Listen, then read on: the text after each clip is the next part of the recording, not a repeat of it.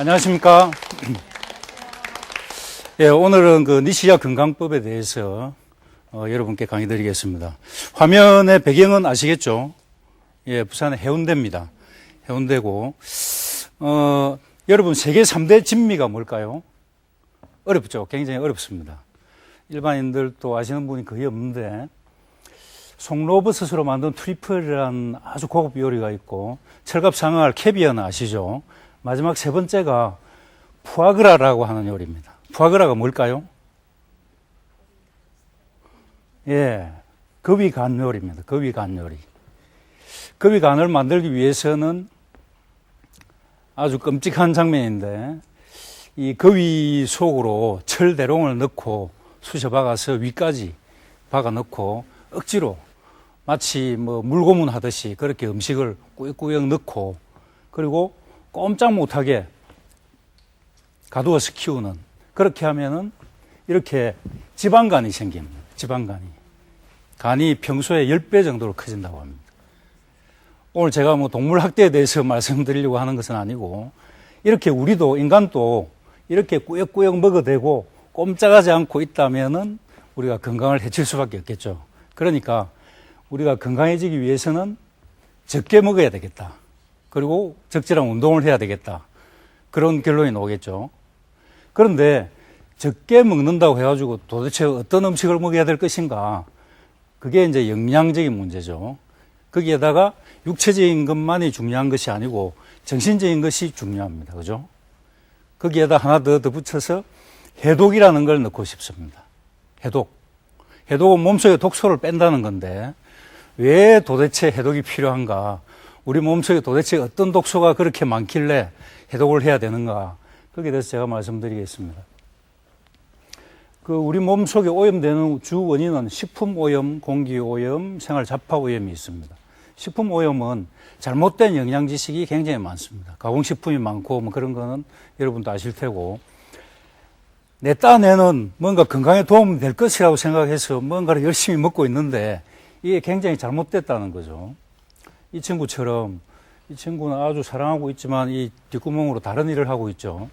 그런 식으로 우리가 뭔가 착각하고 있습니다. 그 음식들을 보면은 라면, 뭐 여러분 안 좋은 거 아시겠지만 안 좋은 이유를 인공조미료가 많이 들어갑니다. 인공조미료. 인공조미료는 여러 가지 화학물질들로서 이렇게 범벅이 된 어떤 첨가물입니다. 거기에다가 향료와 색소도 여러 가지 화학물질이 조합입니다. 거기에다 유화제, 안정제, 제제 이런 거 다 화학물질들이죠. 이런 것들이 굉장히 많이 들어있기 때문에 라면은 굉장히 공해 식품 중에 하나입니다.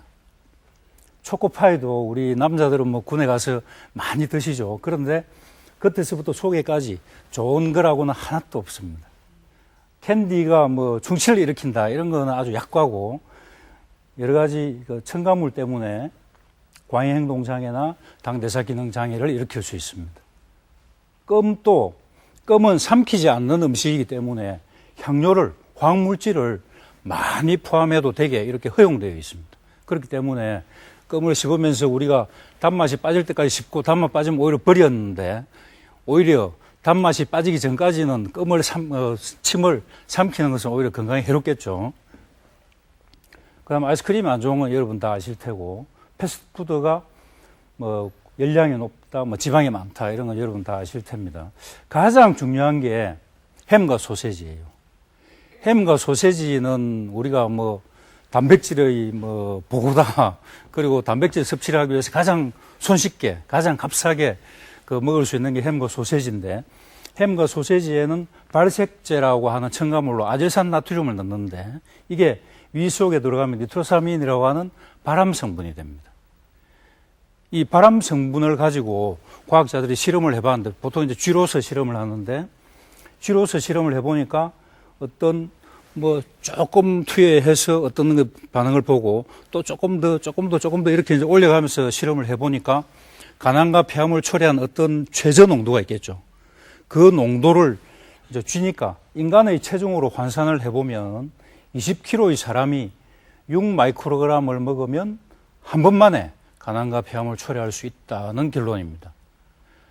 그런데 우리나라 식품위생법상에 100g까지 100g 안에 7마이크로그램까지 허용해도 된다고 되어 있습니다. 그렇다면 잘 생각해 보십시오. 20kg의 아이가 100g을 먹었다 그러면 바로 한 번만에 간암과 폐암을 초래할 수 있는 농도가 된다는 말이죠. 아주 끔찍하죠. 이런 나쁜 첨가물을 왜 넣느냐? 이 미생물 번식을 억제하는 방부작용 때문에 그렇습니다. 요걸 뭐 대체할 수 있는 어떤 다른 첨가물을 또 아직 발견을 못했다고 하는데, 그렇다면 선택은 아르세나트륨을 넣을 것인가 뺄 것인가, 그게 문제겠죠. 빼면 어떻게 되죠?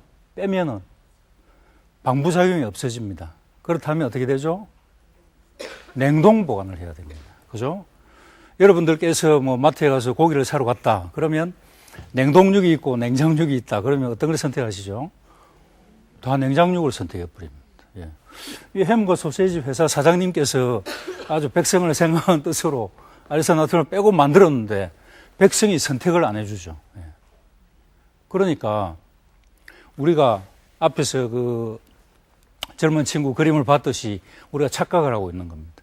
냉동육이 오히려 건강에 좋다. 맛은 조금 떨어지지만 냉장육은 오히려 건강에 해롭다.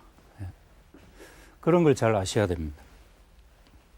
그리고 가공 우유가 뭐 이런 색소가 들어가고 향료가 들어가고 이런 거는 여러분 잘 아실 텐입니다. 그리고 액상과당이 많이 들어갑니다. 액상과당. 우유의 주 소비층은 아이들이죠. 아이들이기 때문에 아이들의 입맛에 맞게 하기 위해서 설탕을 과도하게 넣어놨습니다. 우유에 설탕이 들어갈 하던 이유가 없는데 설탕이 굉장히 많이 들어 있습니다. 그리고 뭐 청량음료가 안 좋다는 건 아실 텐데 과즙음료가 안 좋다는 것도 여러분 아셔야 됩니다. 과즙음료는 최근에는 이제 뭐 몇 회사에서 아주 신선한 과즙으로 만든 과즙음료가 많이 나오고 있지만 최근까지 대부분의 과즙음료들은 과즙 농축액을 넣습니다. 농축액. 농축액이 뭡니까? 이 과즙을 따와서 팔팔팔 끓여서 정발시켜서 남은 게 농축액이죠. 그래서 대한민국에 나오는 모든 식품들은 뒤쪽을 딱 보시면 그 안에 조성을 다 명기를 하게 법으로 정해놨습니다. 그래서 과즙을 만일에 오렌지 주스다. 오렌지 주스를 사서 뒤를 딱 보시면 첫 번째로 정제수가 있습니다. 물이 있고 그 다음에는 오렌지즙 농축액 10% 있습니다. 그럼 뭐죠? 10%는 알짜고 90%는 맹물을 타서 만드는 거죠. 그러면 맛이 닝닝하겠죠. 그걸 커버하기 위해서 향료가 들어갑니다. 그리고 황색 색소가 들어가고 액상과당을 넣으면 보통 주스고 액상과당을 빼면 무가당 주스가 되죠. 무가당 주스라고 뭐 건강에 좋을 것이라고 착각입니다. 예. 그런데 과즙 음료 말고 또 약국에서 파는 드링크는 또 어떻는가? 드링크는 약국에서 파니까 건강에 좋지 않을까? 그런데도 여기에도 정제당이 많고 카페인 향료가 많고 또 안식양산 나트륨이라고 하는 그 방부제가 들어가는데 이 방부제는 비타민 C와 결합을 하게 되면은 벤젠이라고 하는 발암 성분이 됩니다. 굉장히 나쁘죠. 그래서 암이라는 한자를 잘 풀이해 보시면은 이거는 질병을 나타낼 때 흔히 쓰는 변입니다. 그 다음에 입구자가 3개가 있죠. 그리고 먹자 하다가 산으로 가게 되는 병이다 이 말입니다. 그래서 먹는 거를 밝히다가는 암 걸리기 쉽다 이 말입니다. 예, 농담입니다. 그래서 건강의 비결은 소식, 운동, 영양, 마음, 해독. 동의하십니까? 네. 예. 이것들을 총망라해 놓은 것이 니시 의학입니다. 예. 약이 필요 없다, 병원이 필요 없다. 이건 뭐, 저 같은 의사는 굶어 죽으라는 이야기인데, 그렇지 않습니다. 진실로 식습관, 생활 습관을 제대로 잡는다면은 정말로 약을 쓰지 않고도 병을 치료할 수도 있습니다. 니시의학은 니시가조조라고 하는 일본 분이 창시를 해서 니시의학이라고 합니다. 그리고 이제 일본의 동경에 계신 와타나베 박사가 최고 권위자시죠.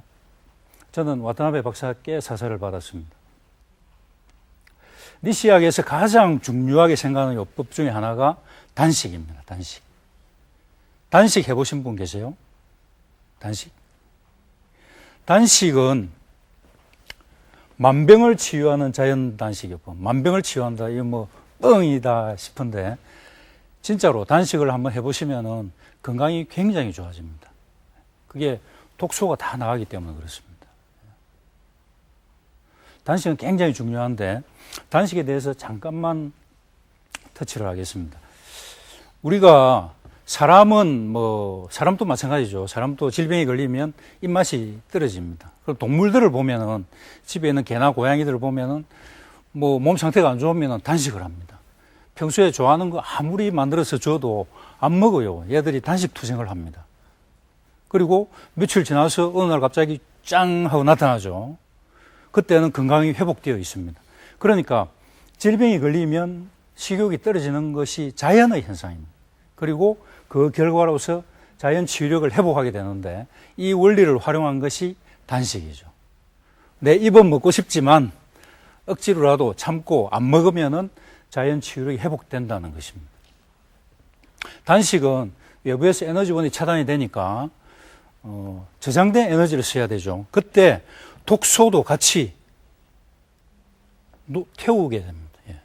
영양뿐만이 아니고 독소를 같이 태워서 신체 정화가 된다. 이게 단식의 주 원리입니다. 그리고 위장이 수축되니까 위와 장이 좋아지고 숙변이 배출됩니다. 단식은 누구든지 할 수 있는 것은 아니고 암 말기 환자인데 그러고 아주 취약한 상태에 단식을 하는 거는 완전히 확인 사살이죠. 그렇게 하면 안 되고 탐욕 단식하기 전에 나는 왕창 먹고 내일부터 굶겠다 그렇게 해서 왕창 먹고 오시는 분은 꼭 사고가 납니다. 그리고 오신과 구토 저혈당 각종 질환이 있는데 이런 거는 오늘 다룰 문제는 아닌 것 같고 단식이 굉장히 좋지만 단식을 계속하게 되면 어떻게 되죠? 굶어 죽습니다. 그죠? 굶어 죽습니다. 굶어 죽지 않고 단식을 계속할 수 있는 방법이 없을까? 그게 소식입니다. 소식, 특히 세끼 중에 한 끼를 굶는 겁니다. 그게 이제 아침을 굶으라는 겁니다. 요즘 현대 영양학에서는 아침을 꼭 먹으라고 강조를 하는데 아침을 먹지 말라 하니까 조금 헷갈리시겠죠. 그런데 니시학에서 아침을 먹지 말라고 하는 것은 단식의 연장입니다. 저녁을 드시고 다음날 점심 때까지 18시간 동안 단식을 하는 거죠. 단식을 매일 하는 겁니다. 그리고 현대의학에서 아침을 꼭 먹으라고 하는 것은 점심과 저녁 때 과식을 하기 쉽습니다. 이게 폭식입니다. 굶고 왕창 먹고 하는 게 이제 폭식인데 폭식은 건강에 굉장히 해롭습니다. 그런데 니시학에서는 아침을 안 먹지만 점심과 저녁 때도 적게 먹어라. 소식을 해라는 겁니다. 소식이 건강에 좋다는 것은 과학적으로 입증되어 있습니다. 그 소식에 대한 논문은 지금까지 여러 수만 편이 나와 있습니다. 그래서 아침을 굶으라는 건데 실제적으로 그 와타나베 박사가 실험을 해봤는데 아침을 굶었을 때의 독소 배출, 소변에 이제 크레아틴이라는 독소가 있는데 이 배출량을 100으로 봤을 때 세 끼를 하게 되면은 75%, 그러니까 25%의 독소가 덜 배출된 거죠. 한 끼를 굶으라고 하니까 그렇다면 나는 바쁘고 일도 바쁘고 하니까 점심을 굶어보겠다. 점심을 굶었을 때는 독소 배출이 굉장히 현저히 떨어지죠. 오히려 건강에 해롭다. 점심을 굶는 것은 오히려 해롭다는 겁니다. 현대 영양학에서 아침을 꼭 먹으라 하니까 그럼 나는 아침을 꼭 먹어야 되겠다. 그러면은 저녁을 굶으시면 됩니다. 저녁을 굶으시면 똑같은 결과가 나옵니다. 그 다음에는 단식과 그 조식 폐지에 이어서 생야채식입니다. 생채식이라고도 하는데 생채식은 비타민 A, C가 항산화 작용을 하고 항암 작용을 하고 이런 거 여러분 아시죠? 섬유질이 고지혈증, 당뇨, 담석증 여러 가지 질환과 최근에 특히 이제 유방암, 대장암, 전립선암 이런 거의 예방과 치료에 큰 도움이 된다는 것은 잘 알려져 있습니다. 만일에 생채식을 한다, 오로지 풀만 먹는다, 그러면은 그 하루에 드시는 총량이 600칼로리가 안 됩니다. 그렇다면 칼로리 영양으로 본다면은 그걸 오랫동안 계속하면은 굶어 죽는 게 마땅하겠죠. 그런데 오히려 실험을 해보면은 한 5개월 정도까지는 체중이 줄어듭니다만은 그다음부터 오히려 체중이 거꾸로 올라갑니다. 뒤에 숨어서 혹시 다른 걸 먹는 것이 아닌가? 절대로 아닙니다. 통제되는 실험을 해봐도 풀만 먹는데도 오히려 체중이 증가됩니다. 그 이유가 뭔가? 그 이유가 숙변이 배설되고 사람은 요소를 분해할 수가 없습니다. 소변으로 다 빠지죠. 그런데 계속 생채식을 하게 되면 요소를 우리가 칼로리원으로서 재이용할 수 있다고 합니다. 이건 이제 일반적인 우리 초식 동물들이 전부 요소를 우리 칼로리원으로서 활용하거든요. 그래서 채식을 계속하게 되면 우리 몸속에서 옛날부터 가지고 있던 그런 요소를 이용하는 원리가 다시 살아난다고 합니다. 그래서 니시학 실천 사항을 요약을 하자면은 식이요법, 아침을 굶는 거로부터 시작해서 현미밥을 먹고 생야채즙을 먹고 하는 그런 식이요법이 있고, 그 다음에 감잎차와 생수를 1리터 1리터 해서 하루 2리터 이상 수분을 섭취하게 합니다. 그 다음에 마금밀이라고 하는 변 완화제가 있고, 그 다음에 니시 6대 법칙, 나중에 다시 설명드리겠습니다. 니시 6대 법칙이라고 하는 운동 법칙이 있고, 풍욕, 냉온욕, 이런 거 어디선가 들어보셨죠? 풍욕, 냉온욕, 이런 걸 하고 장청소를 합니다. 그래서 니시 의학에 대해서 처음에 니시 가조조 박사가 창안했고, 그 뒤에 여러 의사들이 니시학을 연구를 많이 해서 거기에 대한 자료가 방대하게 많습니다만은 그걸 딱 요약하자면 요 7가지입니다. 식이요법은 조식 폐지하고 현미밥을 먹습니다. 현미밥은 보통 좀 소화가 잘 안 될 것이다, 맛이 없다, 이런 분들이 많죠. 그런데 현미밥에 입맛을 들이기 시작하면은 백미는 싱거워서 못 먹습니다. 그리고 고소하고 맛있고, 그리고 현미쌀을 전날 저녁 때 이렇게 이제 물에 딱 담가두고 불려가지고 아침에 조리를 하게 되면은 아주 맛있습니다. 찰지고 부드럽고. 그게 현미만으로는 맛이 없어서 안 되겠다 그러면은 현미 찹쌀을 섞어도 문제가 없습니다. 1대1 내지 2대1 정도, 3대1까지도 괜찮습니다. 그 다음 생야채즙을 배추, 양배추, 시금치, 무, 당근을 하는데 생야채즙을 식사 직전에 마십니다. 보통 우리가 야채즙이라고 하면은 짜가지고 건더기는 버리고 액만 마시죠. 그런데 니시약에서 생야채즙은 건더기까지 같이 죽 형태로서 먹습니다. 왜 그럴까요? 섬유질입니다. 섬유질. 섬유질의 섭취가 중요하다. 이게 현대병이나 암 질환, 암 치료 예방에 중요하다는 것은 오늘날 상식이 되었습니다. 옛날 몇십 년 전입니다만은 전 유럽 인구를 대상으로 에픽 스타디라고, 에픽 연구라는 게 있는데, 그 연구에 의하면은 섬유질을 많이 섭취한 사람들이 대장암이 훨씬 덜 걸리고, 대장암이 왔더라도 섬유질을 많이 섭취하면 치료가 빨리 되고 사망률이 낮았다 하는 그런 아주 유명한 보고가 있습니다. 섬유질의 섭취가 굉장히 중요한데 니시약에서는 생야채즙의 섭취를 굉장히 강조하고 있습니다. 어쨌든 맵지 않고 달지 않고 짜지 않게, 그리고 화학조미료와 백설탕을 금지하고 천천히 꼭꼭 씹어서 드시고 소식하도록 그렇게 강조하고 있습니다. 6대 운동법칙이 이제 평상, 경침, 금붕어, 모관, 합장, 합척, 배복 운동인데 하나하나 설명드리겠습니다.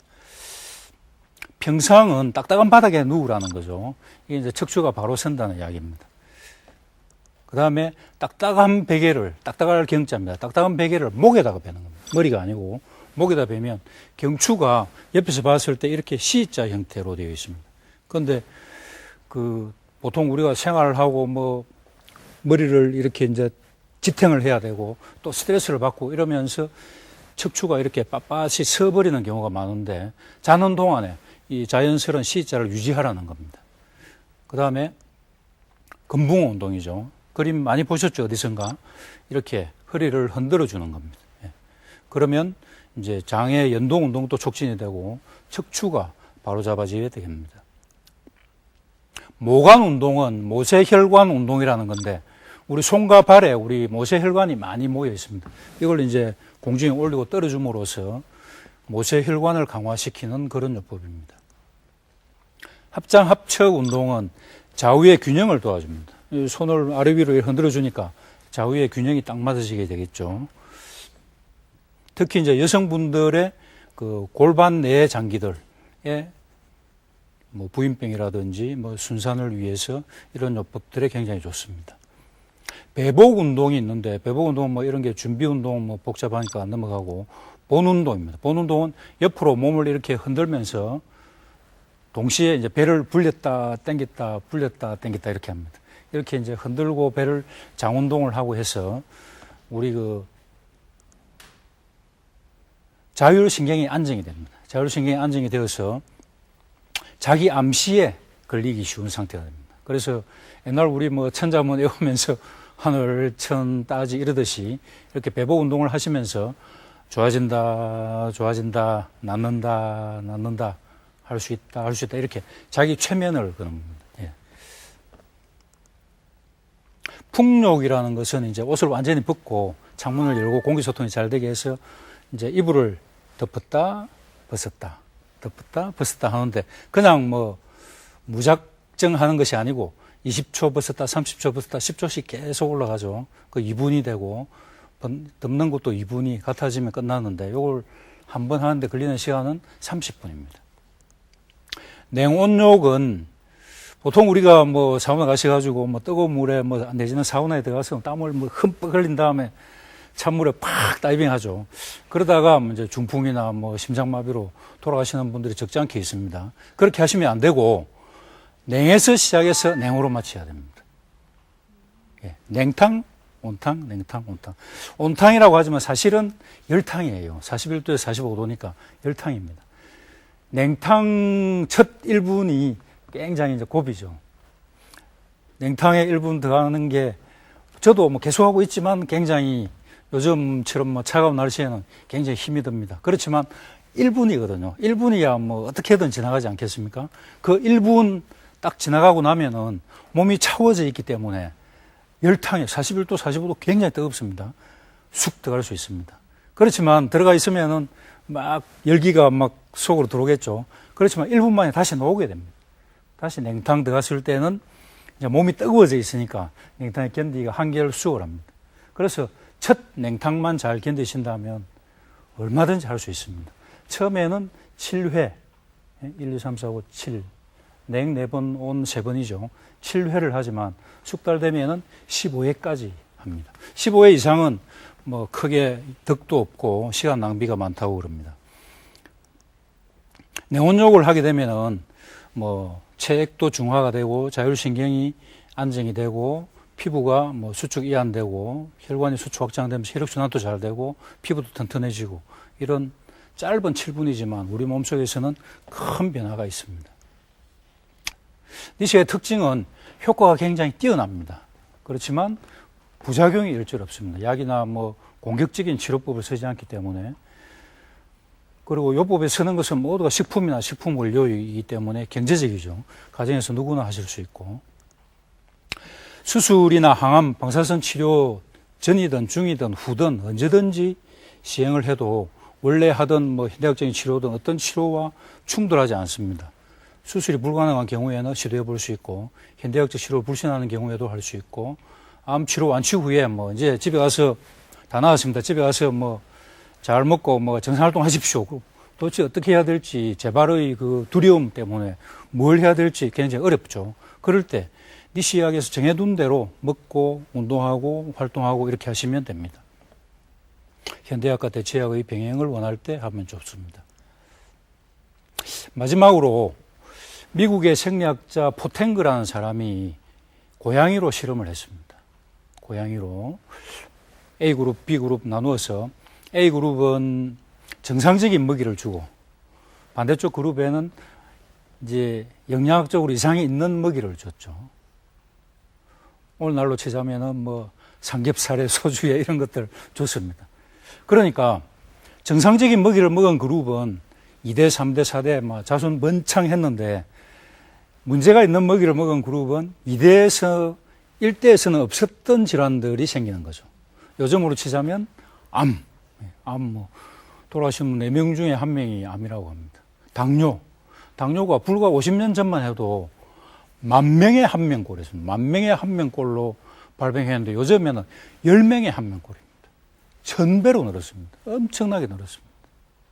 그에 따라서 만성신부증 환자도 굉장히 많아지고 있고 그리고 3대에 가니까 고양이가 뭐 이렇게 공중을 펄펄 날아다니죠. 그런데 균형을 잃고 막 추락하고 또 뭐 자기 동료나 의미를 몰라보고 막 공격을 하고 그리고 불임률이 워낙 높아서 4대에 가니까 새끼가 생기지 않았습니다. 그래서 포탱그가 더 이상 실험을 계속할 수 없었다라고 아주 아주 옛날입니다. 아주 옛날에 발표를 했습니다. 그로부터 한 30년쯤 지난 후에 미국 국회의원들이 3년에 걸쳐서 세계적인 권위자들을 출석시켜서 미국인의 식생활에 대한 연구를 했습니다.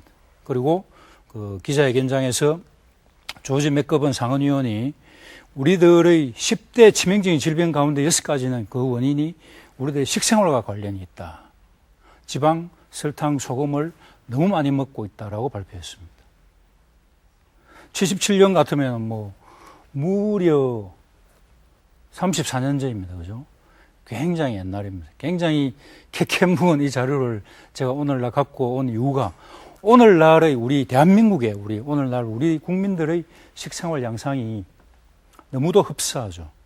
지방, 설탕, 소금을 너무 많이 먹고 있고 오히려 그 당시의 미국에 비해서 오히려 더 스트레스를 많이 받고 있고 더 뭐 환경도 오염되어 있고 더 심했으면 심했지 덜하지가 않습니다. 그 결과로 오늘날 우리 현재 국민들의 몸 상태는 기형아 장애아 출산율이 매년 증가하고 있습니다. 의학의 발전에도 불구하고 증가하고 있고 환경 오염으로 인해서 신생아 사망률이 증가하고 있습니다. 미취학 아동이 아토피가 대부분이고 소아비만도 증가하고 있습니다. 그리고 과반수가 5대 만성질환, 암, 심장병, 고혈압, 당뇨, 관절염, 만성질환을 앓고 있으니까 이거는 낫는 병이 아니죠. 계속 관리하는 병이다 보니까 우리 국민건강보험의 재정은 뭐 해마다 적자를 기록하고 있습니다. 4명당 1명이 암으로 사망하고 있고 80%가 반건강 상태. 병원에 가서 검사를 해보면은 뭐 정상이라고 나오죠. 이상이 없다고 나옵니다. 그렇지만 뭔지 모르게 머리가 뭐 욱신욱신하고 소화가 잘 안 되고 뭔가 뭐 찌뿌드기하고 피로하고 뭐 잠도 잘 안 오고 그런 증상들을 많이 갖고 있지만 검사에서는 발견되지 않는 반건강 상태입니다. 반건강 상태. 그리고 젊은 여성들의 불임과 유방암이 증가하고 있습니다. 과거에 제가 레지던트 때는 유방암 이러면은 뭐 60대, 70대였습니다. 그래서 지금 저희 병원에 입원 환자들을 보면 뭐 30대가 아주 많고 뭐 심지어는 20대까지도 있습니다. 그럼에도 불구하고 현재 우리 의료사회 시스템은 병난 후에 진료하고 대정요법적으로 치료할 수밖에 없습니다. 근본 치료가 없으니까 관리를 할 수밖에 없습니다. 전체 질환의 80%가 만성질환입니다. 약물 처방이 없는 자연치료를 의료보험 미적용을 시키고 있죠. 이게 아주 문제입니다. 이게 이런 생활 습관 교정이 중요하다고 인식하고 있는 우리 의료인은 아주 많습니다. 아주 많지만 의료보험을 안 시켜주니까 이거는 비급입니다. 이래서 돈을 받을 수도 없고 굉장히 이 치료할 때마다 환자분께 설명을 뭐 길게 해야 되니까 굉장히 번거롭죠. 그래서 자연히 못하게 됩니다. 보안통합의학을 도외시하고 있습니다. 현대의학만 의학으로 인정을 해주고 그 외 모든 다른 의학들을 제도권에서 보호를 해주지 않고 있습니다. 제가 이 책을 쓴 이유는 얼핏 보면은 현대의학을 비판하는 것처럼 그렇게 비칠 수가 있는데 결코 그런 것이 아니고 세상에는 많은 의학들이 있습니다. 양방, 한방, 대체약이 있죠. 어떤 게 효과가 가장 빠릅니까? 어떤 게 가장 빠를까요? 한방에 낫는 한방입니다. 농담이에요. 현대의학이 가장 빠르죠. 현대의학이 가장 빠릅니다. 그렇지만 공격적인 치료이기 때문에 반드시 그 이면에는 부작용을 갖고 있습니다. 뭐 대체의학, 뭐 지금 우리나라는 뭐 양방, 한방 대체의학이지만 외국에는 우리나라를 제외한 전 세계에는 현대의학이 있고 나머지는 전부 대체의학으로 분류합니다. 그래서 편의상 한방도 대체의학에 넣었는데 한방과 대체의학은 우리 몸을 다스리기 때문에 근본적인 치료는 가능합니다만 그 속도가 굉장히 느리죠. 그리고 부작용이 거의 없습니다. 그래서 장단점이 다 있습니다. 현대의학 나름대로 장단점, 대체의학 나름대로 장단점이 있습니다. 이걸 잘 연구를 해서 장점만을 잘 살려서 통합의학적으로 치료를 한다면은 보다 더 성적도 좋고 치료 받는 분들의 그 편의도 훨씬 더 좋으리라고 생각됩니다. 나폴레옹이 이런 말을 했다고 합니다. 불행은 내가 잘못 보내었던 시간의 보복이다. 아주 의미심장한 말이죠. 이 말을 제가 살짝 바꾸었습니다. 질병은 내가 잘못 보내었던 생활 습관의 보복이다. 내가 어떤 병을 앓고 있다면 물론 병원에서의 치료도 굉장히 중요합니다만은 잘 생각해 보시면은 과거 내가 수개월, 수년 동안 잘못했던 식습관과 생활 습관이 반드시 있습니다. 그걸 내가 고쳐야지. 누가 고치겠습니까? 내가 고쳐야지. 의사에게, 병원에게 그렇게 기댈 것이 아니고 내가 생활 습관을 바꾸고 내 몸을 바꿔야 근본적인 치료가 가능하고 재발도 막을 수가 있습니다. 내 몸의 주인은 나고 질병 치유의 주체도 나여야 한다. 그것이 제 주장입니다. 이상 제가 강의를 마치겠습니다.